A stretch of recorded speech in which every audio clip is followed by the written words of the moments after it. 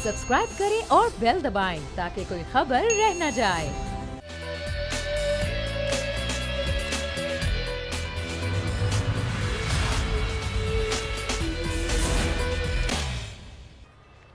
बिस्मिल्लाहिर्रहमानिर्रहीम, अस्सलाम वालेकुम। प्रोग्राम में मैं सुमैया रिजवान आपको खुश आमदीद कहती हूँ। नाज़रीन, किसी भी मुल्क में मईशत उसकी रीढ़ की हड्डी समझी जाती है। मईशत के लिए इक़दाम किए जाते हैं। मईशत को उठाने के लिए हुकूमत की पॉलिसीज़ जो होती हैं वो बड़ा अहम किरदार अदा करती हैं। पानी भी एक बहुत बड़ा मामला है और ज़ाहिर है पानी की अगर कहीं फराहमी बंद हो जाए या उसकी फराहमी में मुश्किलात पैदा हो जाएँ तो इसका असर सनतों पर पड़ता है। सनतों पर पड़ता है तो वहाँ बेरोज़गारी होती है और उसकी वजह से जो मुल्क की मईशत है उसको भी नुकसान पहुँचता है। आज की जो एक बहुत ही बुरी खबर आई है मईशत के हवाले से वो ये आई है, आप सब जानते हैं कि सिंध में पानी के मसाइल जो हैं वो बहुत ज़्यादा हैं। घरों में पानी नहीं आता, सनतों को पानी नहीं मिलता, हत्ता के तमाम लोग जो हैं वो टैंकर के सामने बेबस हैं। टैंकर माफिया बेलगाम है, टैंकर से पानी खरीदना पड़ता है। इस पानी के मसाइल पर हम कई दफ़ा अपने प्रोग्राम से बात कर चुके हैं। हमने इरसा का भी मौक़िफ़ लिया, हमने सिंध का भी मौक़िफ़ लिया, वफाक का भी हमने इसमें मौक़िफ़ लिया, लेकिन आज हम बिल्कुल जो दूसरा एंगल है उस पर आज बात करने जा रहे हैं। क्योंकि ख़बर ये है कि जो पानी की कमी हो रही है उससे बड़े सनतकार भी परेशान हो गए हैं। उन्होंने अपनी इंडस्ट्री बंद कर दी है। मारूफ बिजनेस लीडर SM मुनीर जो हैं उन्होंने कहा है कि मैं अपनी लेदर की फैक्ट्री कराची में बंद कर रहा हूँ, उसकी वजह पानी ना मिलना है। उनका ये कहना है कि पानी हमें मिलता नहीं है, हमें एक साल में 20 से 25 करोड़ रुपए का पानी खरीदना पड़ता है और इस वजह से हमें इतना महंगा पानी खरीदने की वजह से कारोबार करना हमारे लिए मुश्किल हो गया है। और ये भी वो कह रहे हैं कि 10 से 15 जो फैक्ट्रियां हैं वो आगे जाके बंद हो जाएंगी। अगर इंडस्ट्रियां परेशान है तो आगे कारोबार कैसे होगा। सनतों को उठाने की वज़ीर आज़म बात करते हैं। पानी एक बहुत बड़ा मामला है, सिंध भी इससे गुजर रहा है, बलूचिस्तान भी इससे गुजर रहा है और तमाम सूबे परेशान हैं। लेकिन सिंध का जो पानी का मसला है, जो मुल्क में पानी का मसला है वो वहीं का वहीं है। तमाम तर सूरत हाल पर हम बात करेंगे। हमारे साथ मौजूद हैं काटी प्रेसिडेंट सलीमुज़्ज़मा साहब। सलीमुज़्ज़मा साहब, बहुत शुक्रिया आपका। हम तो हमेशा ये देखते आए कि सूबे एक दूसरे से जो है वो लड़ते रहे कि हमें पानी कम दिया जा रहा है, पानी यहाँ पहुँचता नहीं है, बहुत देरीना मसला है। लेकिन अब जब इंडस्ट्रियलिस्ट इससे मुतासर हो रहा है और अपनी इंडस्ट्री बंद कर रहा है तो ये तो बहुत ही तशवीशनाक सूरत हाल है। कितना ये मसला ऊपर आ गया है और कितना पानी सालाना एक इंडस्ट्रियलिस्ट को ख़रीदना पड़ता है, आप क्या बताएंगे इस सूरत हाल पर? जी, थैंक यू सुमैया। देखिए, इंडस्ट्री की एक बेसिक डिमांड है पानी। पानी अगर हम बात करें टेक्सटाइल इंडस्ट्री की या लेदर इंडस्ट्री की, ये वाटर इंटेंसिव इंडस्ट्रीज़ हैं और पानी इनकी रिक्वायरमेंट होती है, इनकी एक प्रोडक्ट बनाने के लिए रिक्वायरमेंट होती है। इनको अपने ज़ाती इस्तेमाल के लिए पानी नहीं चाहिए होता, बल्कि इनको प्रोडक्ट बनाने के लिए चाहिए होता है पानी। और वो पानी जिससे ये प्रोडक्ट बनाते हैं जो कि मुल्क के लिए ज़र मुबादला कमा के देती है, यहाँ पे लोगों को एम्प्लॉयमेंट जनरेट करके देती है, यहाँ पे आपके टैक्सेस जनरेट करके देती है। तो उस तरीके से जब उसको प्रोडक्ट बनाने के लिए अपने पानी की रिक्वायरमेंट होती है तो यकीनन वो सप्लाई करना हुकूमत की जिम्मेदारी है। पानी एक ऐसी चीज़ है जिसका हल निकालना इंडस्ट्री के अपने बस की बात नहीं होती। इंडस्ट्री उसके लिए ऑलरेडी पे कर रही है और विलिंग है कि गवर्नमेंट को वो पे कर रहे हैं। हमारा वाटर बोर्ड के साथ इंटरेक्शन रहता है, हमारे उनके साथ बहुत कभी कभी टफ आर्ग्यूमेंट्स भी हो जाते हैं, कभी उनके साथ हमारे बेहतर इंटरेक्शंस भी रहते हैं। लेकिन ओवरऑल जो पानी का मसला है वो सिंध के अंदर, पर्टिकुलरली कराची के अंदर इतना ज्यादा संगीन होता जा रहा है कि इस वक्त यहाँ पे इंडस्ट्री अब पैकअप होना शुरू हो गई है। आपने जिक्र किया SM मुनीर साहब का, ऐसे मुनीर साहब पैकअप कर नहीं रहे बल्कि उन्होंने ऑलरेडी पैकअप कर दिया है। पाकिस्तान के वो सबसे बड़े एक्सपोर्टर थे। 3 अरब की उनकी एक्सपोर्ट थी और उनको जो पानी परचेज करना पड़ता था एक बड़े एक्सपोर्टर की अगर आप बात करें तो उनको 2 करोड़ रुपए महीने का पानी वो परचेज कर रहे थे। और ये इतनी बड़ी कॉस्ट थी कि जिसकी वजह से उनको अपनी यहाँ से कराची से इंडस्ट्री शिफ्ट करनी पड़ी। अब जब कराची से इंडस्ट्री इस तरीके से जाएगी और भी जाहिर है कि जो बड़े एक्सपोर्टर्स हैं, क्योंकि कराची में आपको पता है कि और भी दीगर मसाइल बहुत ज्यादा है as compare to rest of the country.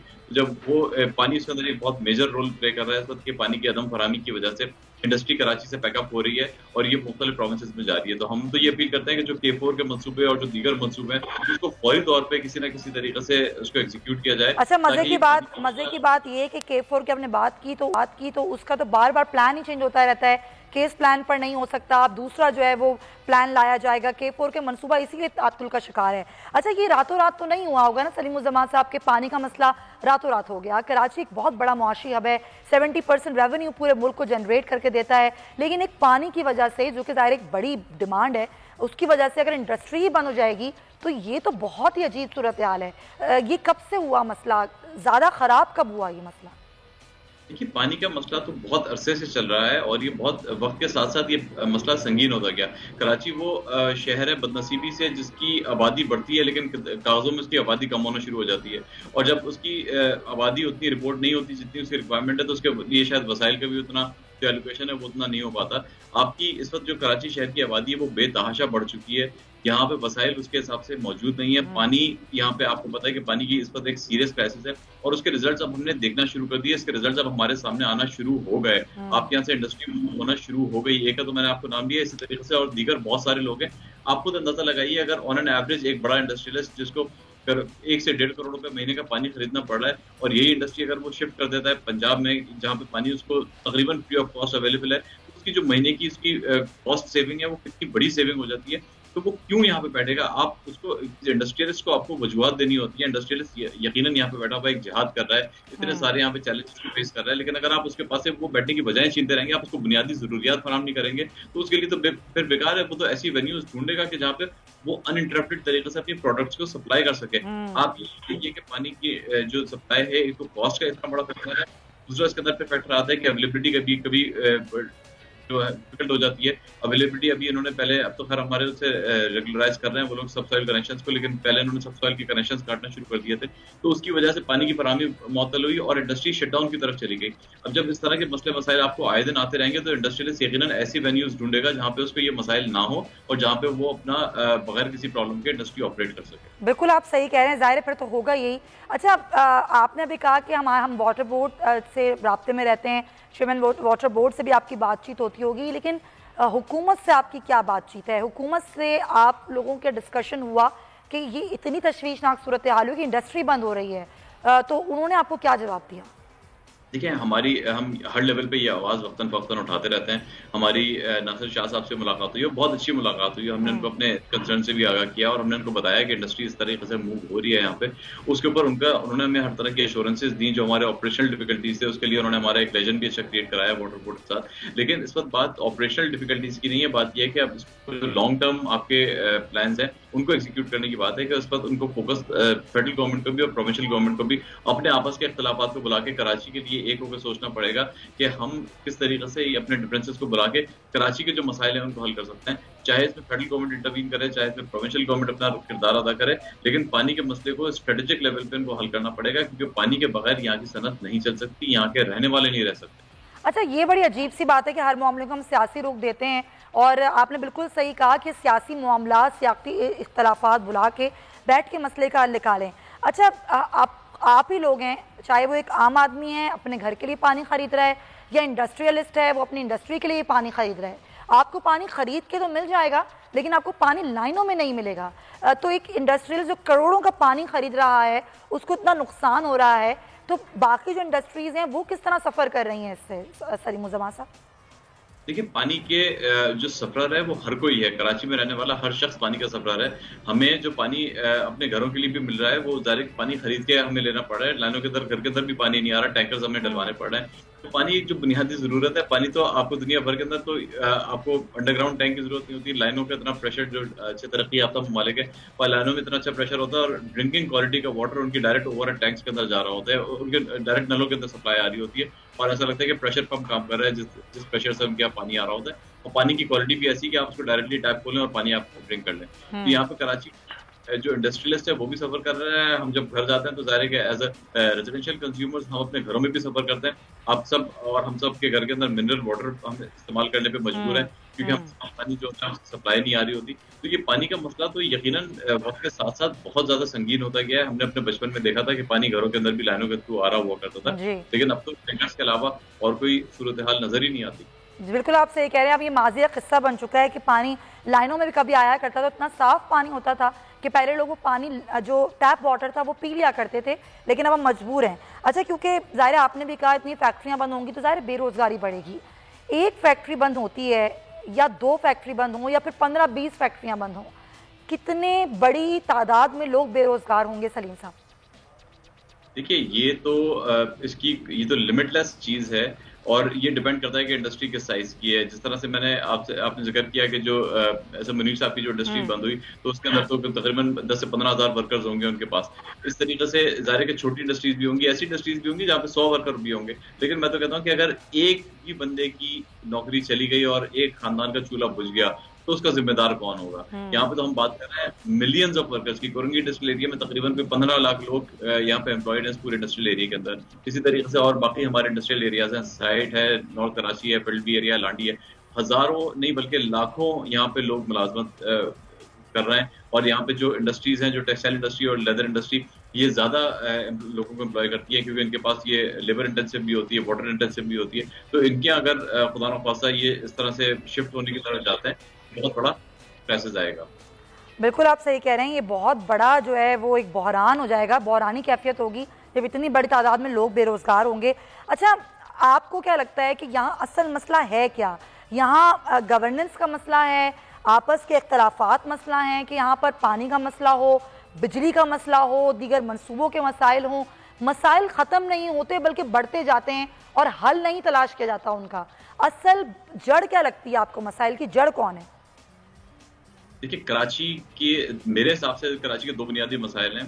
पहला ये कि एक गवर्नेंस इशू है, जो यहाँ पे गवर्नेंस है वो प्रॉपर नहीं है, और उससे बड़ा जो मसला है वो आपका ओनरशिप का इशू है कि कराची की किसी ने शायद ओनरशिप नहीं ली। अगर आप ओनरशिप ले लें तो शायद गवर्नेंस का मसला भी ऑटोमेटिकली हल हो जाए, क्योंकि ये कोई ऐसे मसाइल नहीं है, कोई ऐसी अनहोनी चीजें नहीं है जो कि दुनिया में और कहीं नहीं हो रही। ये वो सब चीजें जो दुनिया भर में बेहतर मैनेज हो रही हैं, और आप दुनिया भर को छोड़ दें, पाकिस्तान के अंदर ही बेहतर मैनेज हो रही है। हमें सिर्फ कराची को अपनाने की जरूरत है। अगर हम कराची को अपना लेंगे, कराची को अडॉप्ट कर लेंगे, तो ये मसाइल ऑटोमेटिकली हल हो जाएंगे। और हमें कराची को जो अपनाना है, हमें पाकिस्तान के लिए अपनाना है, हमें इसलिए अपनाना है कि हमें यहाँ के मसाइल हल करना है। और अगर कराची चलेगा तो पूरा मुल्क चलेगा, तो मुल्क की इंडस्ट्री चलेगी। बिल्कुल आप सही कह रहे हैं। अच्छा, कोई मामले का कोई हल निकलने की तरफ जाएगी बात, आपको लगता है? एज अ काटी प्रेसिडेंट तमाम इंडस्ट्रियलिस्ट जो हैं वो समझते हैं का कोई हल निकलेगा? इंडस्ट्री तो हमेशा से पुरुम्मीद रही है, और इंडस्ट्री ने हमेशा कोशिश ये की है कि एक पॉजिटिव सोच के साथ चलें। हमें उम्मीद है, हम सिर्फ गवर्नमेंट से भी राब्ते में होते हैं, हम फेडरल गवर्नमेंट से भी राब्ते में होते हैं, और हम अपनी आवाज को बुलंद करते रहते हैं। हमें उम्मीद है कि चले हम भी आपकी आवाज बन रहे हैं, और ये बहुत बड़ा मसला, तमाम इंडस्ट्रियलिस्ट की परेशानी हुकूमत दूर करे कि उनकी इंडस्ट्रीज बंद हो रही हैं, लाखों लोग बेरोजगार होंगे। बहुत शुक्रिया आपका सलीमुज़्ज़मान साहब। जो एडमिनिस्ट्रेटर कराची की तैनाती के हवाले से खबरें सामने आई हैं, ज़ाहिर उस पर गवर्नर सिंध का बयान भी सामने आया। गवर्नर सिंध का भी यही कहना था कि कराची ट्रांसफॉर्मेशन प्लान की जो मीटिंग हुई थी उसमें यह तय हुआ था कि जब भी कोई इस तरह की तैनाती होगी तो वो मुशावरत से की जाएगी और वो कोई सियासी तकर्रुरी नहीं होगी। तो क्या कहा था गवर्नर सिंध ने, आपको पहले वो सुनवाते हैं, फिर इस पर बात करेंगे। कराची का एडमिनिस्ट्रेटर गैर जानिबदार, मुशावरत से होगा, सियासी नहीं होगा, और ये ऐसे नहीं तैनाती की जाएगी। ज़ाहिर इस पर तहफ़्फ़ुज़ात MQM को भी बरकरार हैं। इसी पर बात करने के लिए हमारे साथ मौजूद हैं पाकिस्तान तहरीक-ए-इंसाफ से फिरदौस शमीम नकवी साहब, और हमें सीनियर सहाफ़ी तज़कियाकार इमरान याकूब साहब भी ज्वाइन करें। फिरदौस साहब, बहुत शुक्रिया आपके वक्त का। जब एक चीज़ तय हुई मीटिंग में, कराची ट्रांसफॉर्मेशन प्लान था जिसके तहत ये तय हुआ था कि सिंध हुकूमत जो एडमिनिस्ट्रेटर कराची का ओहदा है वो सियासी नहीं करेगी, मुशावरत से करेगी। और 13 साल बाद क्या सिंध हुकूमत को ये लग रहा है कि KMC को ठीक करने के लिए, बाकी गवर्नेंस के मामलात को ठीक करने के लिए, अगर उनका ही कोई सियासी बंदा नहीं आएगा या मुर्तज़ा वहाब नहीं आएंगे तो वो ठीक नहीं होगा आपके ख्याल में? ये हुकूमत इम्तिहानों में चीटिंग तो रुकवा नहीं सकती, तो कराची को क्या सही करेगी? पिछले 5 साल से ये बच्चों को मोबाइल फोन ले जाने से अंदर रोक नहीं सकती। कराची के कचरे कैसे हल करेगी? कराची की बिल्डिंग कंट्रोल अथॉरिटी, इनके पास पिछले 9 साल 10 साल से बिल्डिंगें अभी भी गिन रही हैं, और 60% बिल्डिंगें जो बनती हैं वो नाजायज बनती हैं। ये क्या दुरुस्त करेंगे? इनके पास कराची वाटर सीवरेज बोर्ड 2012 से चल रहा है, न पानी की है, न सीवरेज की लाइनें सही होती है, न सीवरेज प्लांट सही का बनता है। इनके पास मास ट्रांजिट है, कराची का ऑरेंज लाइन का मंसूबा जिनका 4 साल लेट चल रहा है, और कितने किलोमीटर का था? 3 किलोमीटर का। 3 किलोमीटर की इनसे एक मास ट्रांजिट लाइन नहीं बनती। जिस शहर में 22,000 बसें थी उसको घटा के 4,500 कर दिया, इससे वो भी नहीं चलता। हाँ, इनसे चला क्या है कराची के अंदर वो तो बता दीजिए। अब्बासी शहीद अस्पताल वो इनसे नहीं चल रहा, कतर का हॉस्पिटल इनसे नहीं चल रहा, जितने सरकारी अस्पताल है एक NICVD को छोड़ चल रहा।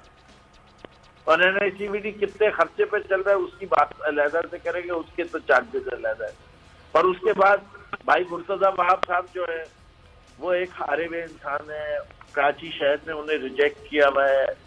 वो पता नहीं उनकी माँ के फौजिया चक्कर में उनको जितना नवाजा जा सकता है नवाज ले, बाकी चमचागिरी के अलावा उसे कुछ नहीं आता। उसने आज तक कोई फैक्ट्री चलाई है? वकालत शायद थोड़ी बहुत की हो, कौन सा कारोबार उसने चलाया है? तो जब तजुर्बा नहीं है उनको एडमिनिस्ट्रेटर का, 10,000 आदमियों की वर्क फोर्स को उसने सेटल किया हो, सही है, किधर क्या तजुर्बा है उसका? और फिर देखिए सबसे बड़ी बात ये local bodies election too late हो गए। सही है, जब भी कोई सेटअप आता है बिटवीन टू इंटरिम सेटअप, वो न्यूट्रल लोगों का आता है। सही।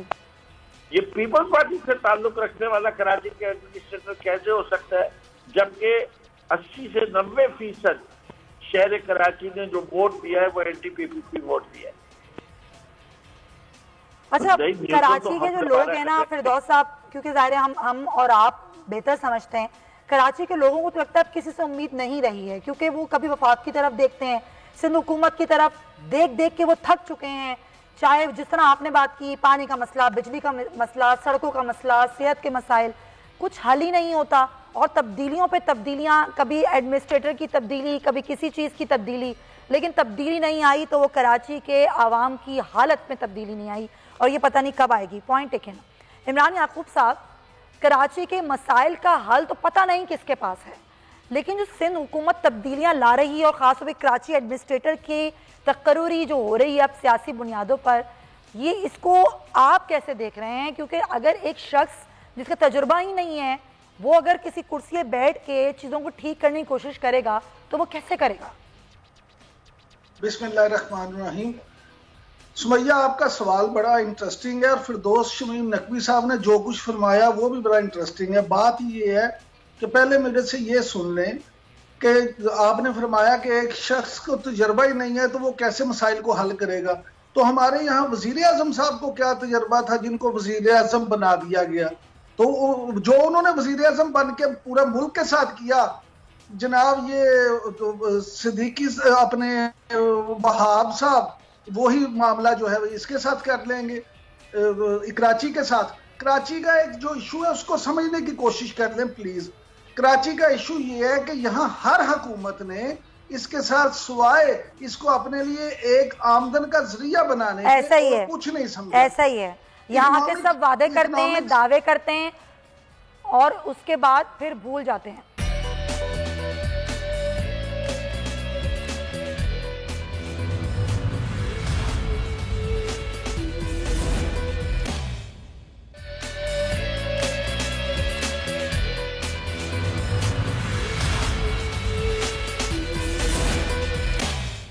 Welcome back to the show. और हम ब्रेक से पहले जो बात कर रहे थे वो कराची की एडमिनिस्ट्रेटिव जो सूरत हाल है उस पर कर रहे थे। कराची का एडमिनिस्ट्रेटर तब्दील करने से क्या गवर्नेंस का निज़ाम बेहतर हो जाएगा?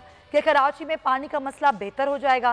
क्या सीवरेज का मामला बेहतर हो जाएगा? कराची में जो बिजली का बहरान है, कराची में जो सड़कों का बुरा हाल है, जो सेहत के मसाइल हैं, क्या वो सब कुछ दुरुस्त हो जाएंगे? जो गैर कानूनी तामीरात होती हैं उसके उनको ऑर्डर्स आते हैं गिरा दिया जाए, क्या वो तमाम तर चीज़ें दुरुस्त हो जाएंगी? क्या कराची के मसलों का हल कराची एडमिनिस्ट्रेटर की तब्दीली है? क्या एक सियासी तैनाती इन तमाम मसाइल का हल तलाश कर सकती है? इमरान याकूब साहब अपना मौक़िफ़ इस पर दे रहे थे, उनकी बात को कंटिन्यू करते हैं। इमरान साहब, कराची का मसला समझने के लिए हमें क्या समझना बहुत ज़रूरी है? यहाँ पर असल जड़ क्या है? वफाक और सिंध के इख्तलाफात, सिंध की बैड गवर्नेंस, या फिर कुछ और ही मामला है जो कराची के मसाइल हल ही नहीं होते? सुमैया, कराची का सिर्फ एक ही मामला है और वो मामला है कराची का मुआशी शहरागोना पाकिस्तान की। वफाक हो या सिंध, दोनों ने हमेशा यहाँ से पैसे लेने की तो कोशिश की है लेकिन पैसे यहाँ लगाने की कोशिश नहीं की। अभी मेरे भाई जो फरमा रहे थे कि ये नहीं हुआ, ये नहीं हुआ, ये नहीं हुआ, मैं मानता हूँ पीपल्स पार्टी के बदतरीन साल रहे हैं ये, पीपल्स पार्टी ने पिछले इतने सालों में 1 दहाई से ज्यादा हो गया उन्हें हुकूमत करते हुए, उन्होंने कराची को बर्बाद कर दिया। लेकिन अब तो मैं क्या ये पूछने में हक बजानिब नहीं हूं कि अब तो आपकी हुकूमत को 3 साल हो गए, ग्रीन लाइन बस तो आज भी नहीं कराची में चल सकी। कराची वाले तो आज भी ग्रीन लाइन बस के इंतजार में है। यानी वफाकी हुकूमत ने वहां पे किया क्या, मुझे ये बता दे। कार 4 के मंसूबे का क्या बना, यहाँ जो सर्कुलर रेलवे था उसका क्या बना, क्या वफाक ने अपनी जिम्मेदारियां पूरी की? बिल्कुल नहीं की। चलें बाकी चीजों को छोड़ें, इमरान साहब हम ये पूछ लेते हैं कराची ट्रांसफॉर्मेशन प्लान का क्या बना, उन 1100 अरब का क्या बना, चलें हम ये पूछ लेते हैं। मैं ये कहता हूँ, आप तो 1100 अरब की बात कर रहे हैं, मैं आपको ऑन रिकॉर्ड ये कह रहा हूँ, मैं तो कोई इंजीनियर तो नहीं हूँ, ना ही मैं कंस्ट्रक्शन का बिजनेस करता हूँ, लेकिन मैं एक आम शहरी के हवाले से ये जरूर जानता हूँ कि ये अगर 11 अरब भी ईमानदारी से लगा देना कराची के एक मोहल्ले में और उसे मॉडल स्ट्रीट करार दे दें, तो हम ये तो कहें कि चले इन्होंने कराची की एक यूनियन काउंसिल कोई मॉडल बना दिया। किसी ने यहाँ पे कराची में कोशिश ही नहीं की। कराची के लोगों से इन्होंने शायद किसी चीज का बदला लिया। MQM इतने साल यहाँ पे कंट्रोल करती रही, लेकिन उसने क्या किया? पीपल्स पार्टी ने इतने साल हुकूमत की, क्या किया? मौजूदा वफाकी हुकूमत PTI ने क्या किया? मुस्लिम लीग नून की हुकूमत बनी, जमात इस्लामी यहाँ राज करती रही, लेकिन कराची वाले मेरे भाई मेरी बहनें बेबस। अच्छा ये बताएं इमरान साहब आप ये बताएं कि आज तो ट्रस्ट डेफिसिट के मामलात है ना, हुकूमत के, वफाक के और सिंध हुकूमत के। यहाँ तो ये मसला है कि जी हमें इन पर एतबार नहीं है, ये चोर हैं, डाकू, इनको हम पैसे नहीं देंगे। जब मुस्लिम लीग नून की हुकूमत थी तो ये मामला नहीं था, तब भी यही रोना था कि हमें फंड्स नहीं दिए जाते, हम कैसे काम करें। तो मामला यहाँ ट्रस्ट डेफिसिट का नहीं है या फिर है आपके ख्याल में? जी इमरान याकूब साहब से हमारा राब्ता मुनक़ता हुआ है। मुझे ये लगता है बहैसियत कराची के शहरी कि यहाँ का मसला ना सिर्फ और सिर्फ सीरियसनेस का है, मसला नियत का है। अगर आपकी विल है तो आप बिल्कुल कराची के चीज़ों को ठीक कर सकते हैं। बारिशें सर पर हैं, महकमा मौसमियात की कह चुका है कि मॉनसून आने वाला है, लेकिन हमारी कोई तैयारी नहीं है। नालों की सफाई हमने नहीं की, सड़कों का टूटी फूटी बुरा हाल है, और हम यहाँ बैठ के मानसून का इंतजार कर रहे हैं। पिछले साल की बारिशें हमें याद हैं, कराची का क्या हाल हुआ था। और अगर हमें ऐसा लगता है कि एडमिनिस्ट्रेटर कराची की तब्दीली से ये मसाइल हल हो जाएंगे और उसके बाद कोई मसला नहीं रहेगा तो शायद फिर ठीक सोचते होंगे। और हम नियत पे शक नहीं कर रहे हैं सिंध हुकूमत की, लेकिन सिंध हुकूमत को भी चाहिए कि वफाक के साथ मिलके बैठे, वफाक को भी चाहिए कि सिंध हुकूमत के साथ मिलके बैठे और कराची के मसले का कोई ऐसा हल निकाले जिसे लगे हमें कि आप लोग वाकई सीरियस हैं, लगे हमें कि आपकी वाकई विल है। आगे बढ़ते हैं, कुछ अफगान सूरत हाल पर बात करेंगे। अफगानिस्तान की जो सूरत हाल है, जो वहाँ पर एक गैर यकीनी की सूरत हाल है, ज़ाहिर उसका जो असर है वो पाकिस्तान पर भी पड़ेगा। अमजद शुएब साहब हमारे साथ मौजूद हैं, दिफाई तजियाकार, हम उनसे इस पर बात करेंगे।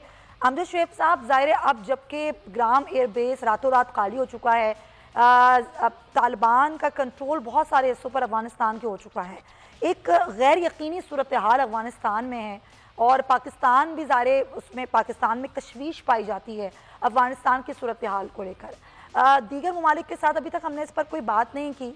आपके ख्याल में हुकूमत को अपनी जो हिकमत अमली है वो किस तरह तरतीब देनी चाहिए आने वाले दिनों के लिए?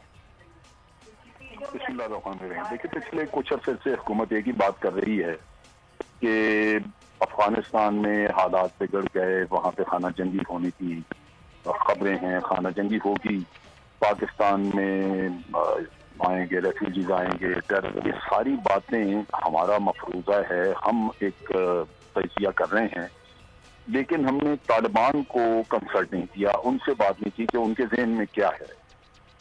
तालिबान के साथ मुशावरत ईरान कर रहा है, आज रशिया में भी हैं, कल के गए हुए, वहाँ भी मुशावरत हो रही है। पाकिस्तान को भी मुशावरत करनी चाहिए थी, बल्कि पाकिस्तान को सबसे पहले करनी चाहिए थी। बिल्कुल, उनको अपने खदशात और उनसे उनकी प्लान समझते करते कि क्या है, और फिर अगर वो ये कहते हैं कि हम खाना जंगी नहीं होने देंगे, हम बातचीत ही जारी रखेंगे और मसले को बातचीत के जरिए हल करेंगे, तो पाकिस्तान ने जो तावन पहले किया वो तावन जारी रहता। हमने खुद अपने लिए एक नया नैरेटिव बना के तो मुश्किलात खड़ी की हैं जो हमें नहीं करना चाहिए। दूसरी बात ये है कि अमेरिका तो छोड़ छाड़ के चला गया, जो तबाही यहाँ पे है और जो खतरात मौजूद हैं वो हैं, लेकिन ये खतरात अब खत्म करके ममालिक हैं, रशिया, चाइना, पाकिस्तान, ईरान, क्योंकि जिनकी सरहदें मिलती हैं उनको फिक्र होगी, उनको फिक्र है कि उनकी तरफ ना इसके साथ उनकी तरफ न चले जाएं, लिहाजा रशिया, ईरान इसी वजह से बात कर रहे हैं। तो हम क्यों नहीं खित्ते के बाकी मुल्कों के साथ मशावरत करते हैं, क्यों नहीं रशिया के साथ मिलके उनको ये कहें कि जी सब मिलके, क्योंकि सबका मसला एक ही है, अफगानिस्तान अगर डिस्टेबलाइज होता है तो प्रॉब्लम सबकी एक ही होगी, लिहाजा मिलके एक स्ट्रेटजी वर्कआउट कर लेते हैं।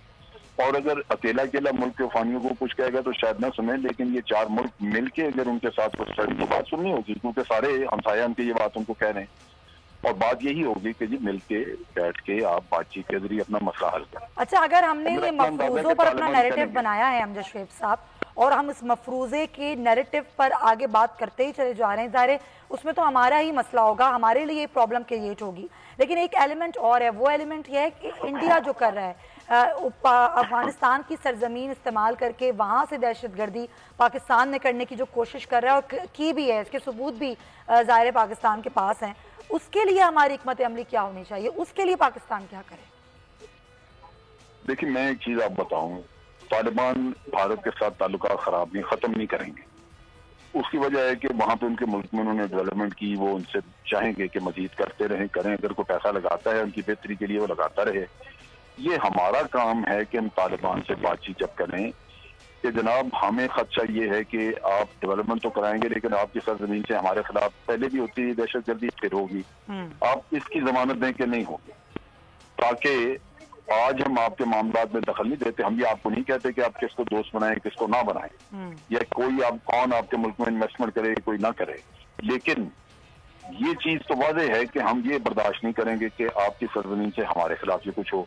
लिहाजा आपको चाहिए कि इस बात की हमें करें, अगर ये चारों मुल्क मिलके, और ये खतरा सबके लिए है, दाइश है वहाँ पे, वो ईरान को खतरा है, दाइश है वो खतरा है, ईस्ट तुर्किस्तान वाले अगर वहाँ पे आगे बढ़ जाते हैं तो वो चाइना को खतरा है, TTP हमारे लिए है। लिहाजा ये स्ट्रेटेजी चारों मुल्कों ने वर्कआउट करनी है कि उनसे ये गारंटीज लेनी है कि कोई भी दहशतगर्दी वहां से किसी मुल्क के खिलाफ ना करे। लिहाजा उसमें वो मान दिए जाएंगे जब चारों मुल्कों में से कोई ऐसी बात मनवा लेते हैं, कर लेते, जो मानेंगे वो, क्योंकि उन्होंने अमेरिका के साथ भी जो एग्रीमेंट किया उसमें अमेरिका ने उनसे यही लिखवाया था कि अफगानिस्तान से आइंदा हमारे खिलाफ कोई। बिल्कुल आप सही कह रहे हैं कि पाकिस्तान को इस नैरेटिव से ज्यादा बैठकर मिलकर कोई हिकमत अमली तय करनी चाहिए आने वाले मुस्तकबिल के लिए, ताकि वो सिक्योर भी हो और हम सुकून से भी रह सकें। इस नैरेटिव को ही सिर्फ हमें आगे लेकर नहीं चलना। बहुत शुक्रिया अमजद शुएब साहब। हमने ये देखा पाकिस्तान की जंग में जो पाकिस्तान कूदा अमेरिका के कहने पर, आज वही अमेरिका आराम से अपनी जान बचा के निकल गया और वो कहता है कि आप जाने और आपका काम जाने। तो बाकी जो ममालिक हैं, जो हमसाया ममालिक हैं, उनको मिल के बैठ के कोई इसका हल ज़रूर निकालना चाहिए आगे आने वाले दिनों में। ब्रेक लेंगे, वापस आएंगे तो वायरस की जो एक नई सूरत हाल जो है वो जन्म ले रही है, उस पर बात करेंगे।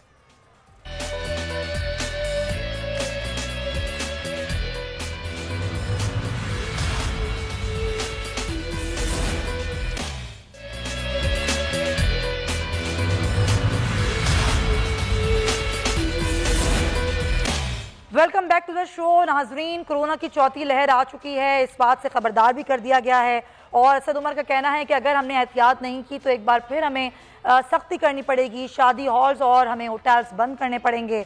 अपने ट्वीट के जरिए उन्होंने वाजे भी किया कि कोरोना की जो चौथी लहर है उसने आर्टिफिशियल इंटेलिजेंस की बुनियाद पर जो पेशगोई की गई थी अब वो दुरुस्त साबित हो रही है और जो कुछ कहा गया LFD की तरफ से कोरोना के फैलाव के हवाले से वो आज सब कुछ होता हुआ नजर आ रहा है। ये किस बुनियाद पर किया जाता है, डाटा कैसे मुरतब किया जाता है, पेशगोई कैसे की जाती है। LFD वो इदारा है नाजरीन जो हुकूमत के साथ मुआवनत करता है और एक डाटा मुरतब करता है। इसी हवाले से बात करेंगे। हमारे साथ मौजूद हैं CEO LFD तजम्मुल हुसैन साहब। तजम्मुल साहब बहुत शुक्रिया, पहले भी आपने हमारे प्रोग्राम में गुफ्तगू की थी और हमने आपसे यही पूछा था, लेकिन आज जब हुकूमत ये कह रही है कि कोरोना की चौथी लहर आ चुकी है, एहतियात की जाए, पहले भी ये कहा गया था, एक पेशगोई की गई थी और आप ही हुकूमत की मुआवनत इस हवाले से कर रहे हैं, लेकिन ऐसा होता कैसे है कि आप जो पेशगोई करते हैं वैसा ही हो जाता है? इसको मुमकिन कैसे बनाया जाता है?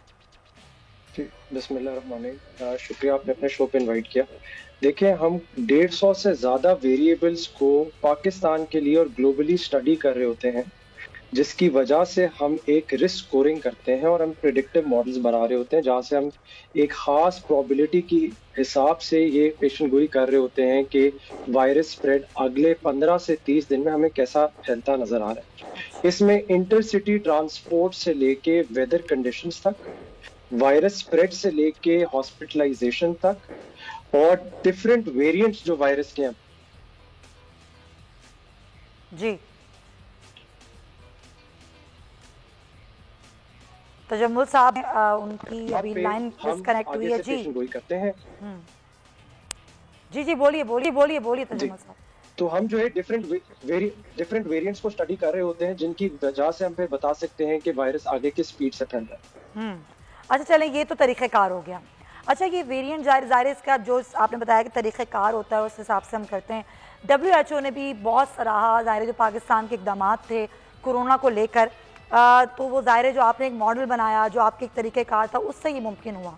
तो किस तरीके से आपने इन चीज़ों को देखा और हुकूमत की आपने इसमें किस तरह मुआवनत की, जिस पर हमें WHO की जानिब से भी एप्रिसिएशन मिली? देखिए, पाकिस्तान उन कुछ ममालिक में से है जहां पर मिलिट्री, गवर्नमेंट और प्राइवेट सेक्टर के लोग जो फील्ड से तजर्बा रखते हैं उनको एक प्लेटफॉर्म पे NCOC की तरफ से जमा किया गया। मेरा नहीं ख्याल आपको ज़्यादा एग्जांपल्स मिलेंगी ग्लोबली जहां पे इस तरह कोई NCOC टाइप प्लेटफॉर्म बना। इसलिए डिसीजन मेकिंग बहुत तेजी से हो जाती है और फिर हर सब्जेक्ट का एक्सपर्ट जब अपना ओपिनियन पिच इन करता है तो उसको NCOC में सुना भी जाता है और उस पर अमल भी किया जाता है। इसलिए आपको अल्हम्दुलिल्लाह नजर आएगा कि पाकिस्तान जो है वो काफी हद तक कोरोना से बचा हुआ है, अल्हम्दुलिल्लाह। अच्छा, आखिर में बस मुझे ये बता दें कि जिस तरह आप बता देते हैं कि फैलाव हो रहा है, आपका जो मॉडल है उसके तहत हुकूमत को आप बता देते हैं, पेश गोई भी कर देते हैं कि जी आगे जाके सूरत हाल ख़राब हो सकती है, तो यार ये बता सकते हैं कि सूरत हाल अब अच्छी भी हो जाएगी और वो बेहतर कब होगी और कैसे होगी? जी बिल्कुल, पाकिस्तान की जो साइकिल है ये कोई 180 डेज की होती है। इसके जो पहले 90 दिन होते हैं उसमें बीमारी अपनी पीक की तरफ जा रही होती है, यानी कि केसेस और डेथ्स बढ़ रहे होते हैं। अभी हम ट्रैवल अपवर्ड्स या हम पीक की तरफ जा रहे हैं। इट टेक्स अराउंड 90 डेज, जिसके बाद बीमारी जो है वो गिरना शुरू होती है और इसके अंदर फिर इंटरवेंशन भी आ जाती है, चाहे वो वैक्सीनेशन की हो, चाहे सोशल डिस्टेंसिंग, मास्क की हो, या मजबूरन अगर गवर्नमेंट को लगे कि उन्हें कोई लॉकडाउन की तरफ जाना पड़ रहा है तो वो एक एज एन इंटरवेंशन है। तो अगर आप बीमारी को ये इस तरह देखना चाहें कि बीमारी अब कम कब होगी या नीचे कब जाएगी, तो आपके पास वो time period end of October की तरफ होगा। एंड ऑफ अक्टूबर की तरफ। चलें, आपका ये पॉइंट बड़ा आम है कि एंड ऑफ अक्टूबर में हम ये देखेंगे कि बीमारी जो है वो डिक्लाइन की तरफ या नीचे की तरफ जो है वो जा रही होगी, इंशाल्लाह ऐसा ही हो। बहुत शुक्रिया आपका LFD CEO सैयद तजम्मुल हुसैन साहब हमारे साथ गुफ्तगू हमारे साथ मौजूद हैं, पाकिस्तान मेडिकल एसोसिएशन के सदर अशरफ निज़ामी साहब। डॉक्टर साहब, बहुत शुक्रिया आपके वक्त का। हम कह रहे हैं कि अब चौथी लहर आ गई है, एक तरफ वैक्सीनेशन हो रही है, अब लोग वैक्सीनेशन की तरफ माइल हो रहे हैं। वैक्सीन लगवाने के बाद भी लोग ये सवाल कर रहे हैं कि हम अब भी लॉकडाउन करेंगे, अब भी हमें लॉकडाउन की जानिब जाना पड़ेगा। हाँ, बहुत बहुत शुक्रिया। देखें जी कि अभी जो वैक्सीनेशन पाकिस्तान के अंदर है ये तो बिल्कुल ही, अगर सिंपल जुबान में कहें तो these are the peanut, to be very frank. अभी परसेंटेज के हवाले से देखें तो परसेंटेज हमारी 3-4 दिन अभी मेरा ख्याल बनती है जितनी कि अभी में वैक्सीनेशन की गई है, और वैक्सीनेशन के प्रोग्राम और शेड्यूल भी जैसे आ रहा है वो आपके सामने है कि कभी आती है फिर खत्म हो जाती है। तो आई थिंक कि वैक्सीनेशन की खातिर कि वैक्सीनेशन करने के लिए जो एक हुकूमत ने बहुत अच्छा फैसला किया 60-70 साल और 80 वालों के लेके और फिर उनको नीचे और जबरदस्ती करने का अमल किया जाए। दे अलाउड कि 17-18 ईयर्स वालों को भी कह दिया कि ठीक है अभी वो भी अपने आप को इनरोल करवाएं और vaccine, but until and unless हम 70% ऑफ द पॉपुलेशन को वैक्सीन नहीं लगाते उस वक्त तक हम किसी सेफ उस मॉडल में नहीं आ सकते। अच्छा।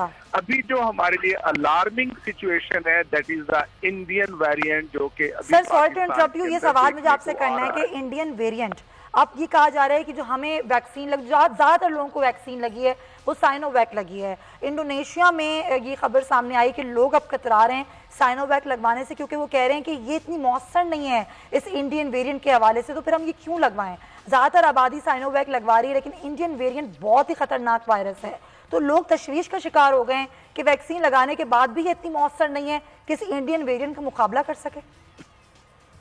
देखिए अभी तक हम सीखने के अमल में हैं। वी कैन नॉट से कि ये वैक्सीन जो है इस वेरिएंट के साथ जाके जो कि म्यूटेशन के बाद वायरस हमारे सामने आ रही है उसके ऊपर ये इफेक्टिव होगी। लेकिन एक बात बड़ी क्लियर है कि whatsoever the vaccine is available, और जो लोग वैक्सीन अपने आप को करवा लेते हैं उनके सिवियरिटी ऑफ द डिजीज वो बहुत कम होती है।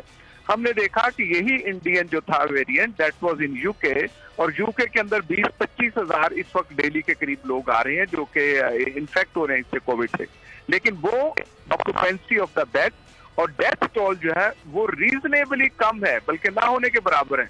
द रीजन बीइंग कि उन लोगों को वैक्सीन लग गई। अब अगर ये गुफ्तगू की जाए कि जी वहां पे तो मॉडर्ना या फलाफला लगी थी तो चाइनीज नहीं थी, आई बिलीव नथिंग डूइंग, इसके साथ ऐसा कोई कथित तौर पे कोई नहीं है। Chinese is very much effective, Russian is very much effective, और जो भी हो, और मैं तो एक समझता हूँ ना होने से तो बेहतर ही होगा। हाँ बिल्कुल, ना होने से कुछ होना बेहतर होता है। लेकिन डॉक्टर साहब एक चीज जाते जाते बस मुझे ये बता दीजिए कि अब जाहिर वैक्सीन भी हो रही है, फिर ये इंडियन वेरिएंट कितनी परसेंटेज में अभी पाकिस्तान में हो है या फैल रहा है?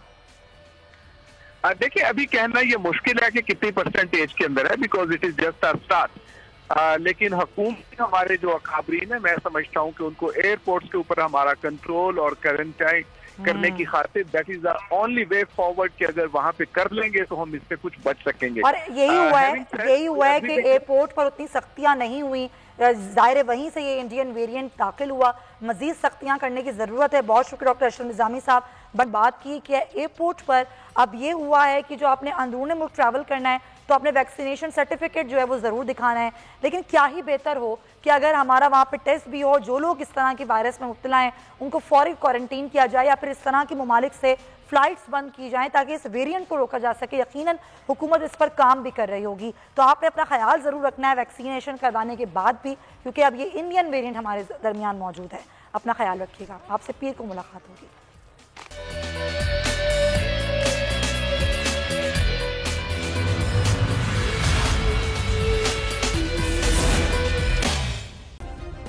सब्सक्राइब करें और बेल दबाएं ताकि कोई खबर रह न जाए।